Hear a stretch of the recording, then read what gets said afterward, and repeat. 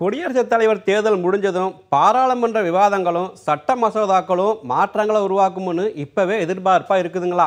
சட்ட திருத்தங்களும் வரிசையில காத்திருக்குதான். ஒவ்வொன்றா நடைமுறைக்கு வருமா? பலூன் பலூன் நண்பா, மொத்தமா 3 ஆண்டுகள் கடந்து போனதால சாதனைகளை மக்கள் மத்தியில விளம்பரப்படுத்தும் மத்திய அரசு அடுத்த கட்டமா மத்திய அமைச்சரவையில மாற்றங்கள் கொண்டு வர போறாங்களாம். தமிழ்நாடு, கேரளாவுக்கு கூடுதல் அமைச்சர்கள் கிடைக்க வாய்ப்பு இருக்குதா? தென்னிந்திய அரசியலை பொறுத்த வரைக்கும் ஆந்திரா, தெலுங்கானா, கர்நாடகாவை பற்றி கவலை இல்லை. தமிழ்நாடும் கேரளாவும் கொஞ்சம் கட்டையை கொடுக்கும். அதனால் கூடுதல் முக்கியத்துவம் கொடுத்து மக்கள் மத்தியில் இறங்குவோம்னு தேசிய கட்சி நினைக்குதான்.